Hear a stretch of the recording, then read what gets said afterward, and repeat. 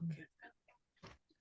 ముందుగా బ్రహ్మర్షి పితామహ పత్రిజీ గారికి, వంశీ మాస్టర్ గారికి, ప్రవీణ మేడం గారికి నా ఆత్మ ప్రణామాలు. కర్మ బుక్ రచయిత అయిన టార్కం సెడారియన్ గారికి నా ఆత్మ ప్రణామాలు. అలాగే ఈ బుక్‌ని తెలుగులో అనువదించిన స్వర్ణలత మేడం గారికి నా ఆత్మ ప్రణామాలు. ఈ జూమ్ సెషన్‌లో ఈ జ్ఞానాన్ని ఇవ్వడానికి వచ్చిన మాస్టర్స్ అందరికీ కూడా కృతజ్ఞతలు ఫ్రెండ్స్. ఈరోజు మనము కర్మ అనే బుక్ చదువుకోబోతున్నాము. చాలా అద్భుతంగా ఉంది ఫ్రెండ్స్. ముందుగా నీటి కుండ అంటే స్టార్టింగ్ లో చదువుకున్నామండి. మా గురువు గారు ఒక రోజు నాకు ఒక కుండ ఇచ్చి దగ్గరలో ఉన్న ఏటిలో నుంచి నీటిని నింపుకొని రమ్మని చెప్పారు. ఆ కుండ చాలా బరువుగా ఉంది. సెలయేరు వాళ్ళ ఇంటి నుంచి 6 వైపుల దూరంలో ఉంది. అంటే అర మైలు దూరంలో ఉందంట సెలయేరు. నేను కుండను తీసుకువెళ్ళి నింపాను. కానీ ఆ కుండకు రంధ్రం ఉంది. నీరు కారటం చూసి నేను ఆశ్చర్యపోయాను. అయినా ఒక చేతితో ఆ కుండ రంధ్రాన్ని అడ్డం పెట్టి, రెండవ చేతితో దానిని ఇంటికి తీసుకువెళ్ళాను. నేను ఇంటికి చేరేసరికి కుండలో కొంచెం నీళ్లు మాత్రమే మిగిలాయి. నీళ్లు తెచ్చావా అని అడిగారు గురువుగారు. అవును తెచ్చాను.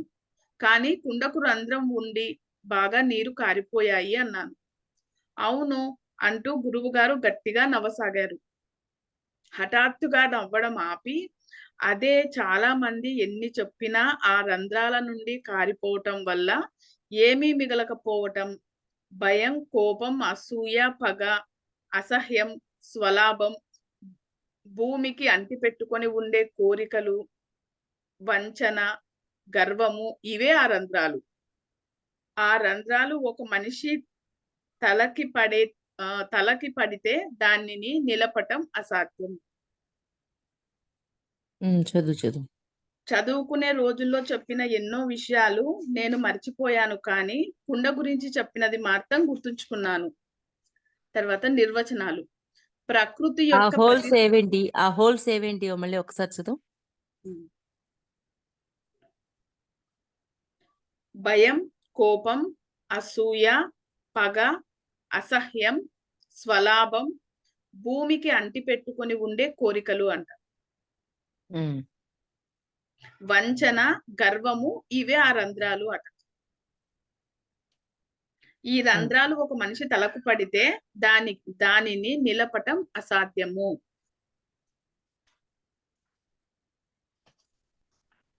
అక్క అంటే ఇవన్నీ ఉన్నాయి అంటే వాటిని నిలపడం. అంటే ఎప్పుడైతే ఇవన్నీ ఉంటాయో మనం ఆ శక్తిని కోల్పోతూ ఉంటాం.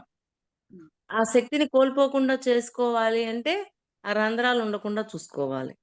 ఆ రంధ్రాలు ఉండకుండా చూసుకోవడం ఎవరి డ్యూటీ? మన డ్యూటీ. అది. నిర్వచనాలు. ప్రకృతి యొక్క ప్రతిస్పందన లేదా మన చర్యలకు ప్రకృతి చేసే ప్రతిచర్యలే కర్మ. మనం చర్యకు ప్రతిచర్య అంటే యాక్షన్, రియాక్షన్ ఇలా జరగటమే కర్మ అంటే పని. ప్రకృతి అంటే సర్వశక్తులతో కూడి ఉన్న పరిసరాలే. చర్యలు 4 విధాలు: భౌతిక, మానసిక, ఉద్వేగపూరిత మరియు ధార్మిక. అంటే భౌతికంగా, మానసికంగా, ఉద్వేగపూర్వకంగా అంటే ఎమోషనల్‌గా, ధార్మికంగా అంటే అక్కడ సైడు బ్రాకెట్‌లో ఏమని ఇచ్చాడు? ఏమి ఇయ్యలేదక్క. ఎమోషనల్ భౌతిక, ఇంబాలెన్స్. భౌతికంగా అంటే ఈ మానసిక, భౌతికంగా జరిగే విషయాలని ఎక్కువగా రియాక్ట్ అవ్వటం. మానసికంగా అంటే మనస్సులో రియాక్ట్ అవుతూ ఉంటాం ఇంటర్నల్‌గా. ఎమోషనల్‌గా అంటే ఇంకా లోతుల్లోకి తీసుకెళ్ళి ఆ ఎమోషన్‌ని లోపల పెట్టే ఉంచుతాం అన్నమాట. ధార్మికంగా అంటే తర్వాత వస్తది చెప్తాను. ప్రతిచర్య అంటే మీ వ్యతిరేకమైన చర్య. ప్రతిస్పందన అనేది మీకు లబ్ధి చేకూర్చే చర్య. ప్రతిచర్యకు, ప్రతిస్పందనకి డిఫరెన్స్ చెప్తున్నారు. ప్రతిచర్య అంటే వ్యతిరేకంగా జరిగేది. మనం చేసిన దానికి వ్యతిరేకంగా రియాక్షన్ రావటం. ప్రతిస్పందన వేరు, ప్రతిచర్య వేరు. ప్రతిస్పందన అనేది మనకి మంచి చేసేది. అంటే మనం చేసిన పనికి ఎదుటివాడు సంతోషించినప్పుడు ఆ స్పందన అనేదొస్తది. ప్రతిచర్య అంటే మనం హింస చేశాము. మనకి తిరిగి ఆ హింస ఇవ్వబడతది. అంటే మంచి చేస్తే మంచి, చెడు చేసినప్పుడు చెడు. మంచి చేసినప్పుడు ఏమవుతుంది? వాళ్ళ యొక్క స్పందన ఎలా ఉంటుంది? అద్భుతంగా ఉంటుంది. అది ప్రతిస్పందన. అదే చెడు చేసినప్పుడు ఏమవుతుంది? వాళ్ళ నుంచి తిరిగి చెడు ఎదురవుతుంది. ఆ రియాక్షన్, ఆ ప్రతిచర్య అనేది ఎదురవుతది. అది. మీరొక నేరం చేస్తే దాని లోపలే మీకు శిక్ష కూడా ఇమిడి ఉంటుంది. అంటే మనం ఏదైతే చేస్తున్నామో దానిలోనే ఉంది. ప్రత్యేకించి ఇంకొకటేదో కాదు. ఏది ఇస్తే అదే పొందుతాం. అంటే ఇచ్చిన దాన్ని తిరిగి మనం పొందుతున్నాం. దాంట్లోనే ఇమిడి ఉంది అని చెప్తున్నారు. దయగల చర్య మీకు సంతోషాన్ని తీసుకువస్తుంది. అంటే దయ. ఎప్పుడైతే మన లోపల దయ ఉంటుందో అది సంతోషాన్నిస్తది. అంటే ఆ దయ అనేది లేనప్పుడు మనలో ఆ సంతోషం అనేది లోటుంటది. హ్మ్. అలా అయితే మనం మంచి చేసినా మనకి మనుష్యులు చెడే చేస్తారు అంటారెందుకు? మంచి చేసినా చెడే చేస్తారు అంటారెందుకు మరి? ఇది హ్మ్. క్లిష్టమైన వివరణ. మన హ్మ్. చర్యలలో మనం ముఖ్యంగా గమనించవలసింది, మనం ఆ పని ఎలా చేశామా అన్నది కాదు. ఆ పని చేసేటప్పుడు మన ఉద్దేశ్యం ఏమిటి అన్నది మాత్రమే. హ్మ్. పాయింట్ బాగా, బాగా మన లోపల నాటుకుపోవాలది. ఆ బీజాన్ని ప్రతి ఒక్కరు ఏసేయండి. చేసే పని యొక్క ఉద్దేశాన్ని గమనిస్తది. అంతేకాని పనిని కాదు. పనిని గమనించామే అనుకోండి, నేను పొరపాటున ఇప్పుడేదో గట్టిగా అరిచేశాను. అరిచేశాను అని చెప్పి నాకు ప్రతిచర్య అరవడం అనేది కాదు. అంటే హింసకి హింస అని. కానీ ఆ హింస చెయ్యాలనే ఉద్దేశంతో చేశావా? లేకపోతే ఎదుటివాడిని సరిచేయడం కోసం చేశావా? ఏది అనేది ఉద్దేశాన్ని గమనిస్తది. ఒక మాట మాట్లాడేశాక అందుకే కదా! మీ కంఠంలో ఫిల్టర్ ఉంచుకోండి అని జెప్తారు. నిజమా? అవసరమా? ఉపయోగమా? అనేది. ఆ ఫిల్టర్ ఎప్పుడైతే ఉంచుకుంటామో, ఆ ఫిల్టర్ అయ్యి ఆ మాటలనేవి బయటకొస్తాయి. ఎప్పుడైతే ఆ ఫిల్టర్ ద్వారా వస్తాయో, మన ఉద్దేశం మన పరిగణలో ఉంటుంది. ఈ మాట మాట్లాడుతున్నాం. ఒక మాట మాట్లాడుతున్నాం. ఇది అవసరమా? ఇక్కడ మాట్లాడాల్సిన అవసరం ఉందా? ఓకే. అవసరం ఉంది. ఇది ఎదుటివాడికి చెప్పాల్సిన పని ఉందా? ఓకే. పనుంది. అంటే నిజమా? అవసరమా? ఉపయోగమా? ఇది నిజమేనా ఇంతకీ ఎదుటోడికి చెప్పడానికి? ఇది నిజంగా జరిగిందా? నేను వాడితో చెప్పాలి అంటే? అని ఇవన్నీ ఫిల్టర్ అయ్యి వచ్చినప్పుడు ఆ మాట యొక్క ఉద్దేశం మన పరిగణలో ఉంటుంది. కర్మ కాదు. కర్మ యొక్క ఉద్దేశాన్ని మన పరిగణలో ఉంచుకోండి అని చెప్తున్నారు.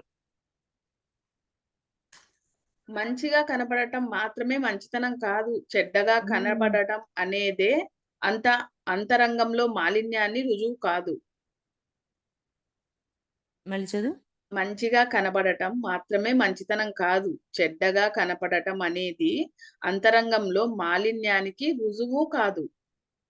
అంటే మంచిగా మా జ మంచిగా మాట్లాడడం వల్ల మంచితనం కాదు. అలాగా చెడ్డగా మాట్లాడడం వల్ల మన లోపల ఆ చెడు అంతరంగంలో ఉంది అనడం గూడా కారణం కాదు. అంతే అక్క. హ్మ్. ఉపోద్ఘాతం. ఫస్ట్ చాప్టర్ అక్క. కారణ ఇక్కడ పరిణా పాయింట్ బాగా గుర్తుపెట్టుకోండి. ఉద్దేశాన్ని పరిగణలో ఉంచుకోవాలి. చేసే కర్మని కాదు, పనిని కాదు. పని యొక్క ఉద్దేశం. ఆ పని యొక్క ఉద్దేశం మన పరిగణలో ఉండాలి. ఎప్పుడైతే మన పరిగణలో ఉంటుందో, ఎప్పుడైనా ఎవరైనా వచ్చి మళ్ళీ తిరిగి ఆ ప్రశ్న వేసినప్పుడు, "ఆ రోజు నువ్వెందుకు ఇలా మాట్లాడావు?" అన్నప్పుడు ఉద్దేశం పరిగణలో ఉందనుకోండి, టక్‌మని ఆన్సర్ వస్తది. అసలు ఆ ఉద్దేశమే పరిగణలో లేదు. అప్పుడు ఆన్సర్ కూడా మాట్లాడలేకపోతాం మనం. హ్మ్. ఉపోద్ఘాతం. ఒక్కోసారి కర్మ ఈ విధంగా పనిచేస్తుంది. ఒకవేళ మీరు ఒక ముళ్ళపందికి చేరువగా వెళ్తే, అది మీ శరీరంలో 10 ముళ్ళు గుచ్చిందనుకోండి. మీ శరీరంలో నుంచి వాటిని ఒక్కొక్కటిగా తీసి, మిమ్మల్ని ఆ బాధ నుంచి విముక్తి చెయ్యడమే కర్మ. హ్మ్. అంటే ఆ బాధ నుంచి అంటే ఆ ముళ్ళు తీస్తే కదా! ఆ బాధ తగ్గేది. ఆ ముళ్ళు తీయడం చేసేదే కర్మ. అంటే కర్మ. పని. అంటే ఆ ముళ్ళు తీసేసేసినప్పుడు ఆ బాధ అనేది తగ్గిపోతుంది. కానీ ఆ ముళ్ళ పంది దగ్గరికి ఎవరెళ్లారు? మనమే గదా! వెళ్ళాము. మనం వెళ్ళినప్పుడు అయి గుచ్చుకోవడం అనేది జరుగుతాయి గదా! దానికి సమీపంలో ఉన్నాము అంటే ఆటోమేటిక్‌గా గుచ్చుకుంటాయి. గుచ్చుకున్నప్పుడు పెయినొస్తుంది. అవి ఎప్పుడైతే తీసేస్తామో పెయిన్ తగ్గుతుంది. అలాగా తీసేయటం అంటే ఆ బాధని తీసేయటమే కర్మ అంటున్నారు పని. హ్మ్. కర్మ నియమం ద్వారా మీరు పొందే బాధ, ఒత్తిడుల వెనుక మీకు మీరే గుచ్చుకున్న సూదుల నుంచి తప్పించే ఉద్దేశం ఉంది. అది. అంటే ఆహ్, నా వాస్తవానికి నేనే సృష్టికర్తని అంటారు. అంటే ఆ కర్మ లోతుల్లో గుచ్చుకున్నప్పుడు ఆ అసలు బాధ అనేది లేకపోతే మనకు లెర్నింగ్ అనేదే ఉండదు. ఆ పెయిన్ అనేదే మనకి లెర్నింగ్ అన్నమాట. అలాగా దాన్ని బయటికి తీయటమే మనం చేయాల్సిన పని. మళ్ళీ చదవాలా లైను? కర్మ నియమం ద్వారా మీరు పొందే బాధ, ఒత్తిడుల వెనుక మీకు మీరే గుచ్చుకున్న సూదుల నుంచి తప్పించే ఉద్దేశమే ఉంది. అంటే ఆ ఉద్దేశాన్ని మన పరిగణలో పెట్టుకున్నప్పుడు మనము ఆ పెయిన్ నుంచి మనం బయటకొచ్చేస్తాం. ఉద్దేశం మన పరిగణలో లేనప్పుడు ఆ పెయిన్ మనకలాగే ఉంటుంది. ఎదుటోడొచ్చాడు, విమర్శించాడు, తిట్టాడు. వాడన్నాడు. అనంగానే మనము మామూలుగా అయితే రియాక్ట్ అవుతాం. "నువ్వు అట్లాంటోడివి, ఇట్లాంటోడివి" అనగానే రియాక్ట్ అవుతాం.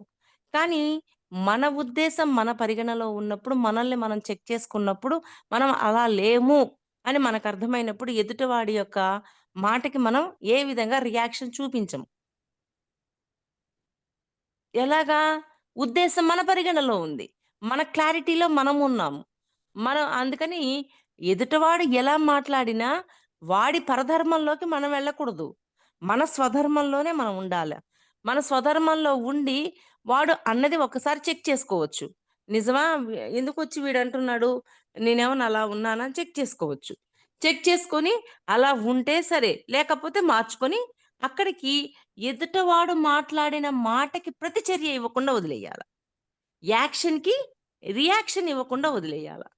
అంటే ఆ రియాక్షన్ ఇవ్వకుండా ఉండాలి అంటే ఏంటి? ఉద్దేశం పరిగణలో ఉండాలి. ఇంకో ఉదాహరణ చూద్దాం. ఒకవేళ మీరు లోతైన బావిలో పడ్డారనుకోండి. ఆ బురద, చలి, పురుగులు, చావుల నుంచి మిమ్మల్ని రక్షించే చర్యే కర్మ. అంతే గదా! వాటి నుంచి కాపాడుకోవడం. మనల్ని మనం కాపాడుకోవడమే చర్య. మీరు ఏ కష్టాలను అనుభవించవలసి వచ్చినా సరే, కర్మ తీరడంలో ఒక లక్ష్యం ఉంది. హ్మ్. మీరు మీ దురదృష్ట పరిస్థితుల నుంచి మిమ్మల్ని విముక్తుల్ని చేయడం. మనుషులు కర్మ నియమాన్ని శిక్షలాగా చూస్తారు గానీ, కర్మ నిజమైన లక్ష్యం మిమ్మల్ని ముక్తి స్థితి వైపు మళ్లించడం. పని ఏం చేస్తుంది? ముక్తి స్థితి వైపు. అంటే మనకి ముక్తి, మోక్షం అని అనుకుంటూ ఉంటాం. అంటే ఆ ముక్తి రావడం కోసమే ఈ పని జరుగుతుంది. అంటే కర్మ ద్వారా మనం ముక్తిని పొందుతాము అని చెప్తున్నారు.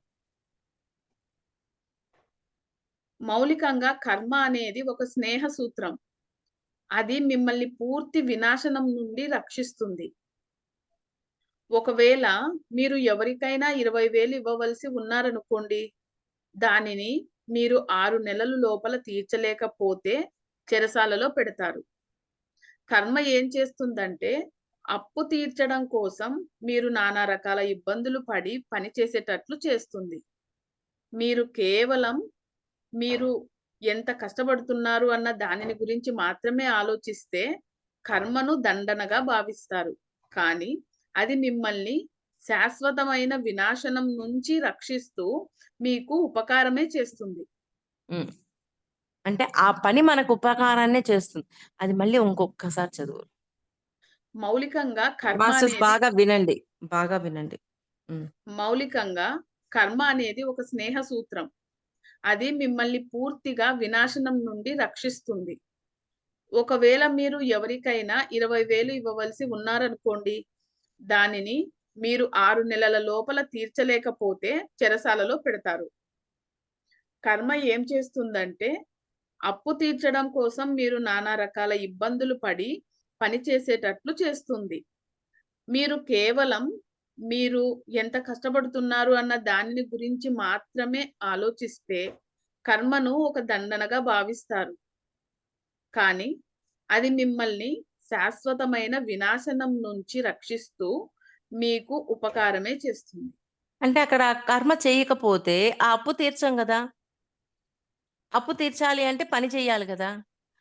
ఆ కర్మ చేయటం వల్ల మనల్ని రక్షిస్తుంది కర్మ అని చెప్తున్నారు. పాయింట్ అర్థం చేసుకోండి. అది ఆ పని చెయ్యటం వల్ల మనం ఉన్న అప్పుని తీర్చుకోగలుగుతున్నాం. అదే ఆ పని చెయ్యకపోతే ఆ అప్పు అలాగే ఉండిపోతది. అప్పుడేమవుతుంది? చెరసాలలో అలాగే ఆ! ఉంటాడు. ఉండ చెరల చెరసాల్లోకి, జైల్లోకి తీసుకెళ్ళిపోతారు. హ్మ్. కానీ ఆ పని చేసి ఆ అప్పును తీర్చుకోవటము అనేది ఉంది చూడండి. అదే కర్మ అని జెప్తున్నారు. అప్పును పెంచుకుంటారా? తగ్గించుకుంటారా? అనేది మన చేతుల్లో ఉంది. పెంచుకోవాలి అంటే ఆ పని చేసి తీర్చకుండా ఉన్నామనుకో చెరసాలకెళ్తాం. అదే ఆ పని చేసి ఆ డబ్బులు సంపాదించి ఆ అప్పును తీర్చేసామనుకోండి ఏమవుతుంది? ఆ కర్మ మనకి మంచిగానే ఉంటది కదా! అది. అంటే 2 మార్గాలు. ఏ మార్గం ఎంచుకుంటాము అనేది మన చేతుల్లో ఉంది. మరింత ఘోరమైన నేరాలు చెయ్యకుండా కర్మ మిమ్మల్ని రక్షిస్తోంది. జన్మ అంతే పరం కదా! మరింత ఘోరమైన నేరాలు చెయ్యకుండా అంటే ఇప్పుడక్కడ చెరసాల్లోకెళ్ళాం. చెరసాల్లోకి వెళ్ళాక నేను శిక్షించబడ్డాను కదా! అందరూ "నువ్వొక దోషివి. నువ్వు ఇలాంటి పని చేయటం వల్లే నువ్వు చెరసాల్లోకొచ్చావు." ఇయన్నీ మాటలు వింటూ ఉన్నాము. విన్నప్పుడు ఏమవుతాం? మన మీద మనకి ఆహ్, ఒక ప్రేమ అనేది తగ్గిపోతుందా? తగ్గిపోదా? అదే ఆ ఆ పని చేసి, దాన్ని సంపాదించి, అప్పు తీర్చినప్పుడు ఏమవుతుంది? మంచి జరుగుతుంది గదా! పాయింట్ అర్థమవుతుందా మాస్టర్స్? ఆ లైన్ మళ్ళీ చదువు మాధవి. మరింత ఘోరమైన నేరాలు చెయ్యకుండా కర్మ మిమ్మల్ని రక్షిస్తోంది.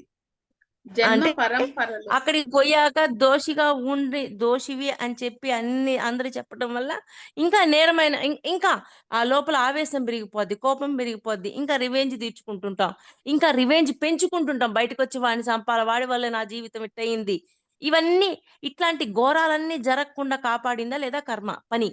ఆ పని ఏంటి? మనం కష్టపడి సంపాదించి ఆ అప్పు తీర్చటం. అదే ఆ పని చేయకపోతే ఏమవుతుంది? చెరసాల్లోకెళ్తాడు. ఎన్నో ఘోరమైన పనులు చేస్తాడు. ఇంకా అంటే కొత్త కర్మల్లో ఇరుక్కుంటాడు. హ్మ్. జన్మ పరంపరలో వ్యక్తులు సౌందర్యాన్ని అన్వేషించడంలో, మంచివారుగా మారటంలో, నిజాయితీగా వ్యవహరించటంలో స్వేచ్ఛ, ఉల్లాసాలతో జీవిస్తూ తమ జీవితాన్ని అవసరమైన వారి కోసం ఉపయోగించేటట్లు చేస్తుంది. ఇంకోసారి చెబుతానక్క. జన్మ పరంపరలో వ్యక్తులు సౌందర్యాన్ని అన్వేషిస్తూ మంచివారుగా మారటంలో, నిజాయితీగా వ్యవహరించటంలో స్వేచ్ఛ, ఉల్లాసాలతో జీవిస్తూ తమ జీవితాన్ని అవసరమైన వారి కోసం ఉపయోగించేటట్లు చేస్తుంది. హ్మ్. అంతే కదా! ఆ స్వేచ్ఛ అవి తీసుకొని ఎక్కడ అవసరమో అక్కడ దాన్ని ఉపయోగిస్తాం. లేకపోతే ఉపయోగించం. అవి మనల్నేం చేస్తాయి? మంచి మార్గం వైపు నడిపిస్తాయి. నడిపిస్తుంది. మరలా ఒక్కసారి చదువు. నువ్వు చదివేటప్పుడు సిగ్నల్ పోయి కట్ అయింది. ఆ! అక్క.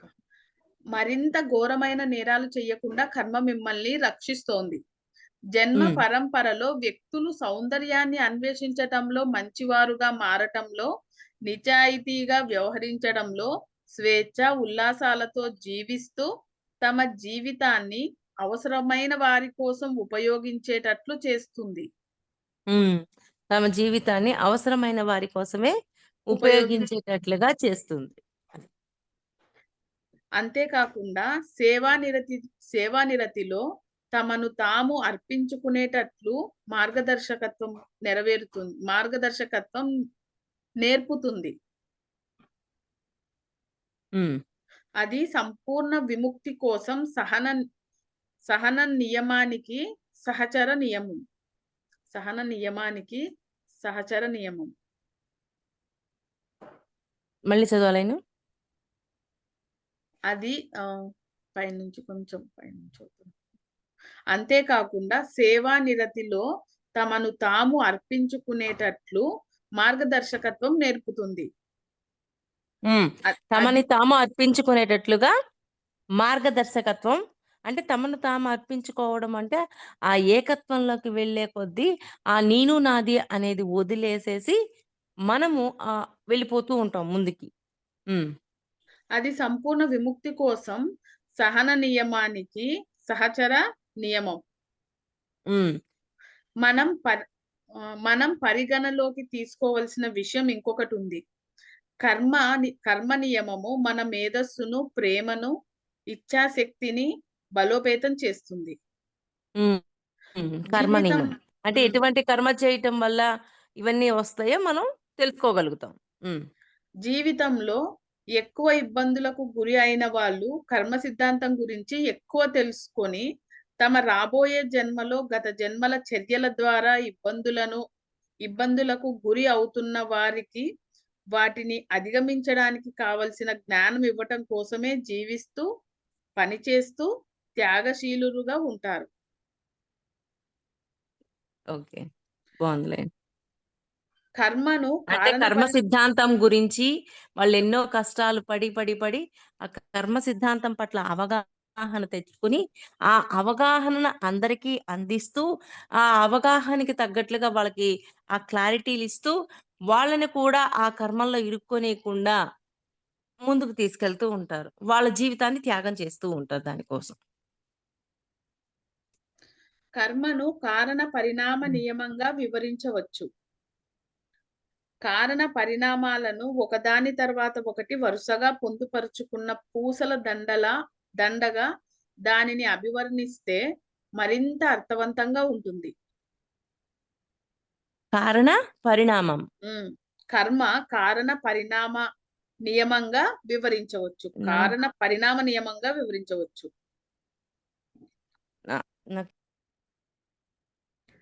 అది పూర్తిగా చదువుతున్నా అక్క. సిగ్నల్ పోయిందా అక్క? అక్క మ్యూట్ లోకి వెళ్ళిపోయారు. నాకు సిగ్నల్ పోయి వచ్చింది. ఆ లైన్ ఒకసారి చదువమ్మా. కర్మను కారణ పరిణామ నియమంగా వివరించవచ్చు. కారణ పరిణామాలను ఒకదాని తర్వాత ఒకటి వరుసగా పొందుపరుచుకున్న పూసల దండలా దానిని అభివర్ణిస్తే మరింత అర్థవంతంగా ఉంటుంది. అంటే ఏ కారణంతో చేస్తున్నామో ఆ కారణానికి తగ్గట్లుగా పరిణామం మనలో వస్తుంది. పరిణామం అంటే ఉన్నతంగా తయారవుతూ ఉంటాం. అంటే కారణము ఉండాలి, పరిణామము ఉండాలి. ఆ కారణంతో చేస్తున్న పని వల్ల మనము ఇంకా ఉన్నతంగా పరిణామంలోకి ఉన్నతమైన వైపు మనం వెళ్తూ ఉండగలుగుతున్నామా లేదా అనేది గమనించుకోవాలి. ఈ పూసలను కార్యము, పరిణామాలుగా మనం పరిశీలిస్తే సత్యానికి చేరువలో ఉంటాము. అట్లా ఒక్కొక్కటి పరిశీలించుకుంటూ పోతే సత్యానికి చేరువవుతాం. అలా లేకుండా ఉన్నామనుకోండి, నాకే కారణం లేదు, నేనేదో చేసుకుంటా పోతున్నాను అని అంటే అట్ట కుదరదు. ఏ కారణంతో చేస్తున్నావో ఆ కారణం తరువాత దాని నుంచి నువ్వేం నేర్చుకుని పరిణామంలోకెళ్ళావు, నువ్వు ఇంకా ఎంతవరకు ఎదిగావు అనేది చెక్ చేసుకుంటూ ఉంటే సత్యానికి తొందరగా చేరువవుతాం. అలా కాకుండా అసలు ఏం నేర్చుకున్నామో తెలీదు, నేర్చుకోకుండా వదిలేసాం, పని చేసుకుంటూ వెళ్ళాం, ఆ పని నుంచి ఏం నేర్చుకోలేదు, వదిలేసాం. అప్పుడు ఆ పరిణామం అనేది మనలో ఉండదు. అందుకే ఒక్కొక్కసారి నేను అంటుంటాను, ఒక వ్యక్తి నేర్పించేటప్పుడే నేర్చుకుంటే ఓకే, లేదనుకోండి అట్లాంటి వ్యక్తులు 10 మంది వచ్చి నేర్పించాల్సొస్తది.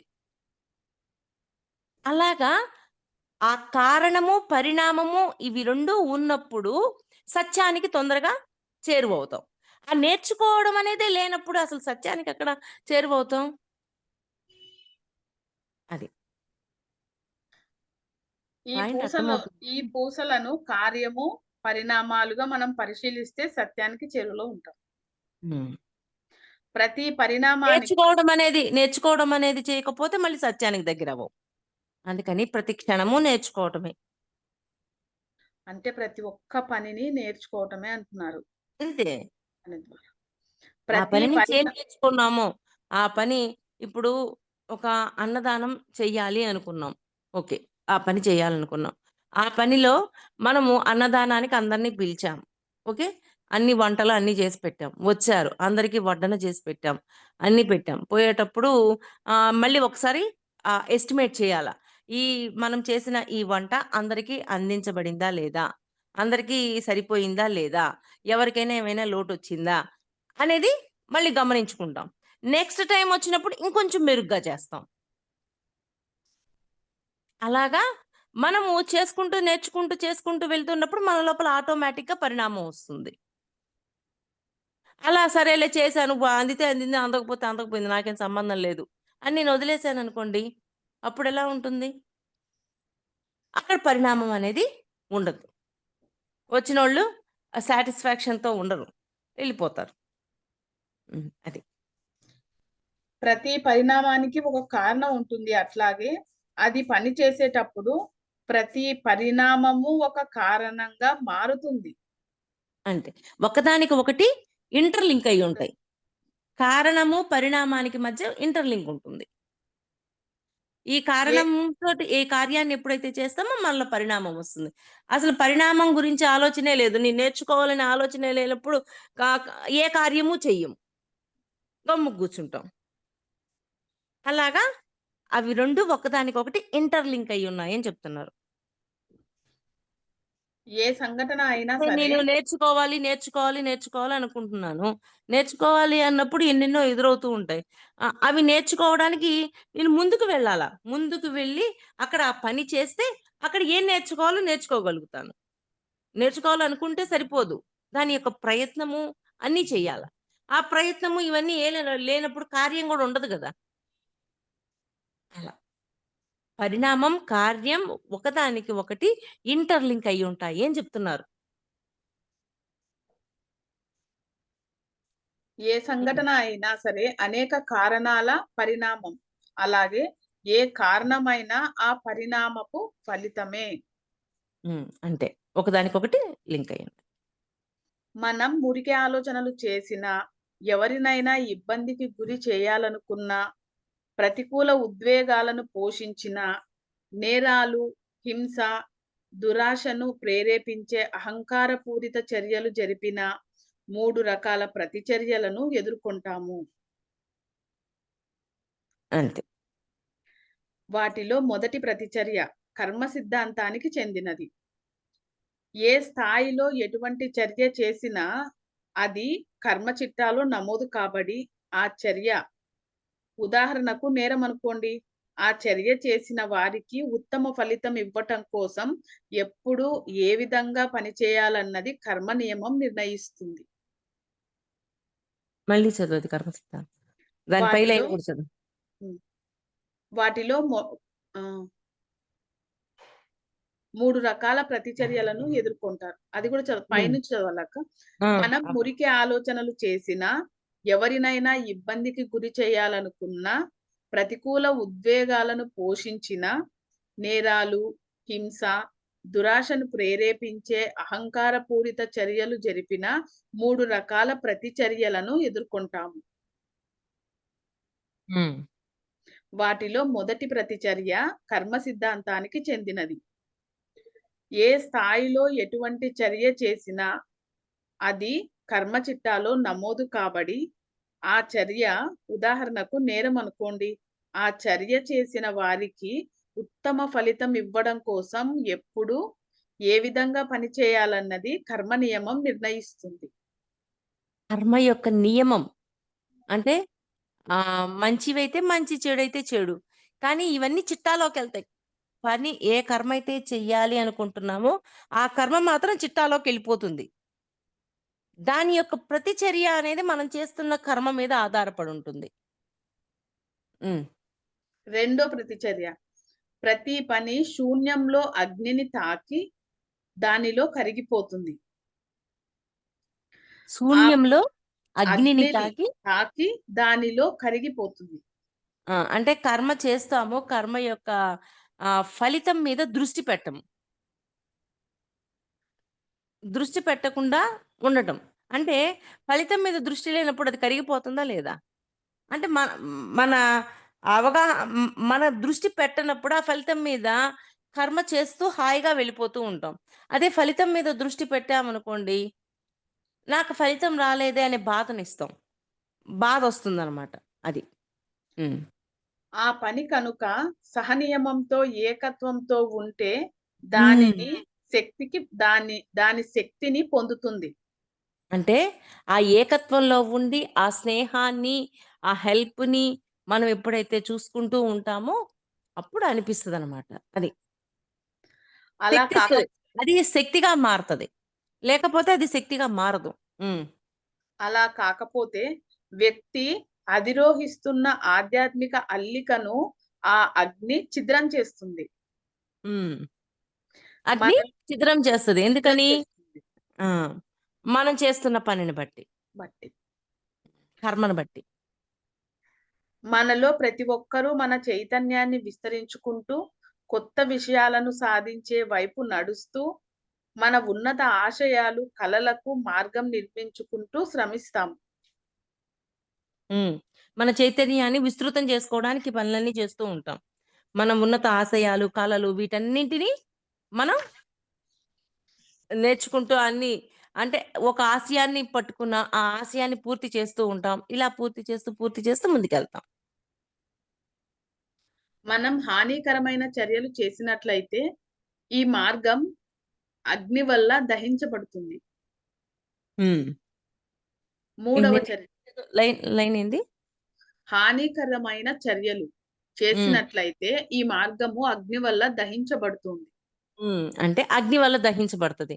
అంటే మనం చేస్తున్న పని అగ్నితో కనెక్ట్ అయ్యి ఉన్నప్పుడు, అంటే ఆ ప్రకృతిలో అది ఒకటి అగ్ని. అగ్నితో కనెక్ట్ అయ్యి ఉన్నప్పుడు మనము ఆ ఏకత్వంలో చూడగలిగినప్పుడు ఫలితము ఎలా ఉంటుంది? అద్భుతంగా ఉంటుంది.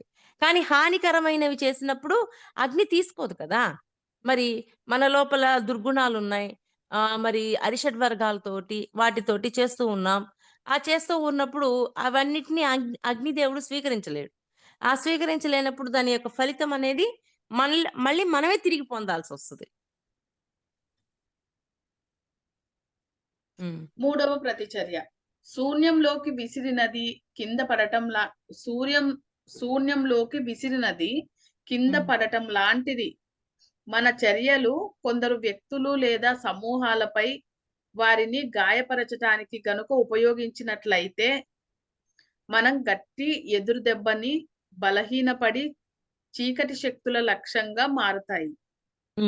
అంటే చదువు. శూన్యంలోకి విసిరినది కింద పడటం లాంటిది మూడవ ప్రతిచర్య. మన చర్యలు కొందరు వ్యక్తులు లేదా సమూహాలపై వారిని గాయపరచటానికి గనుక ఉద్దేశించబడినవైతే మనం గట్టి ఎదురుదెబ్బ తిని బలహీనపడి చీకటి శక్తుల లక్ష్యంగా మారతాము. అంటే మన చర్య ఎలా ఉంది? కొంతమంది సమూహాలు వీటన్నిటిని ఒక బాంబు బ్లాస్ట్ చేస్తున్నాం. మరి ఆ సమూహాన్నంతా నాశనం చేసేసాం. మరి దాని యొక్క ప్రతిచర్య ఏ విధంగా ఉంటది మన మీద? మన మీద కూడా దాడి చేసి మనల్ని కూడా నాశనం చేస్తది. అంటే ఆ చీకటి శక్తుల యొక్క ప్రభావం మన మీద చూపించబడతది. ఎప్పుడైతే మనం చేస్తున్న చర్య ఎదుటివాడికి సహాయం చెయ్యాలని, హెల్ప్ చెయ్యాలని, స్నేహంతో ఉండాలని అనుకుంటామో అప్పుడు వాటి నుంచి వచ్చే ప్రతిచర్య అద్భుతంగా ఉంటుంది. అంటే చర్యకు ప్రతిచర్య ఏ విధంగా ఉంటుంది? అంటే మనం చేసే చర్యని బట్టే ప్రతిచర్య ఇవ్వబడతది. అని మళ్ళీ మనకు ఆల్రెడీ తెలిసింది. కానీ కొంచెం విపులంగా ఇచ్చారు. ఆ 3 ఒకసారి చదువు మాధవి. ఇంకొంచెం ఉంది. మన హానికరమైన భావాలు, మాటలు, చేష్టలు, బాణాలు మనకే ఎదురు తిరిగి రెట్టింపు అగ్నివేగంతో ఎదురు దెబ్బగా మనకే తగిలి మన జీవ విద్యుదయస్కాంత క్షేత్రాన్ని నాశనం చేస్తాయి. అంటే మనం చేసే ఆలోచనలు, మాటలు ఇవన్నీ కూడా వెళ్ళి మళ్ళీ రియాక్ట్ అయ్యి మనకే వస్తాయి. ఆ బాణాలు ఎక్కడికో వెళ్ళవు. తిరిగి వస్తాయి మన మీదకి. ఇక్కడ చెప్పేది తమ వినాశకర ధోరణులతో మనుష్యులు తమ అభివృద్ధిని తామే నిరోధించుకుంటారు అని. అంటే ఎవరి వాస్తవానికి వాళ్ళే సృష్టికర్తలు. ఎక్కడికి పోయి ఏమొచ్చింది ఫైనల్‌గా? నా వాస్తవానికి నేనే సృష్టికర్త. నేనే చర్యిస్తే అదే ప్రతిచర్య తిరిగి మన దగ్గరికి వస్తది. అంటే వచ్చిన ప్రతిచర్యని బట్టి ఓహో! నేను ఈ చర్య చేశానా అని మనం ఎస్టిమేషన్ ఎయ్యాల. ఎస్టిమేషన్ ఏసి ఇట్లాంటి చర్యలు ఇంక చేయకూడదు అని మనకి మనమే చెప్పుకొని మనం సైలెంట్ అవ్వాలి. పాయింట్ అర్థం చేసుకోండి. ప్రతిచర్యలు వస్తూ ఉన్నాయి అంటే మనం గతంలో చేసిన చర్యల యొక్క ఫలితము అని మనం ఎస్టిమేట్ చేసి ఆ ప్రతిచర్యలు రాకుండా మనం చేసే చర్యని సరిచేసుకుంటూ ఉండాలి. అప్పుడు ప్రతిచర్యలు సరి అయినవే వస్తాయి. అందుకని గుర్తించండి. అందుకే కదా 10 మంది విమర్శ ఎదురవుతూ ఉంది అంటే గతంలో మనం 10 మందిని విమర్శిస్తే ఒక ఈ విమర్శ ఎదురయ్యింది. ఓహో! నేను గతంలో ఈ విమర్శలు బాగా విమర్శించి మాట్లాడాను. నాకర్థమవుతుంది. అని ఇప్పుడు మాట్లాడేటప్పుడు విమర్శించకుండా మాట్లాడడం నేర్చుకోవాలి. ఇప్పుడు చర్య ఏం చేస్తున్నాం? విమర్శించకూడదని తెలుసుకున్నాం. ఆల్రెడీ ప్రతిచర్య ఎదురయ్యింది. వాడు నిందిస్తున్నాడు, విమర్శిస్తున్నాడు, దూషిస్తున్నాడు, అన్నీ చేస్తున్నాడు. అన్నీ చేస్తున్నాడు అంటే నేను గతంలో ఇటువంటి చర్య చేశాను కాబట్టే ఈ ప్రతిచర్య నాకెదురయ్యింది. కాబట్టి ఇప్పుడు చేసే చర్య సరిచేసుకోవాలి అని మనకి మనమే చెప్పుకోవాలి. ఎవరో వచ్చి చెప్పరు. అది బాగా గుర్తుపెట్టుకోండి. ఇప్పుడు మాస్టర్స్ కూడా అవసరం లేదింకా. అంటే వాళ్ళు చెప్పేది చెప్పినా ఒకవేళ వాళ్ళు చెప్పిన సందేశాలు మనకు వినపడటం లేదు ఒకవేళ అందించుకోలేకపోయినా మనకి ఎదురయ్యే ప్రతిచర్యని పట్టి మనకి అర్థం చేసుకోవాల్సింది ఉంది. మనం ఇచ్చిన చర్య కారణమే అని మనం తెలుసుకోవాలి. ఎంత తేలిగ్గా చెప్పేశారో చూడండి. హ్మ్. ఆ చాప్టర్ అయిపోయిందక్క. ఇంకొకటక్క, కారణ పరిణామ నియమం చాప్టర్. చాలేరా. బాగుంది కదక్క. నిజంగా ఈ రోజు ఈ విషయం రికార్డింగ్ ఆపేసి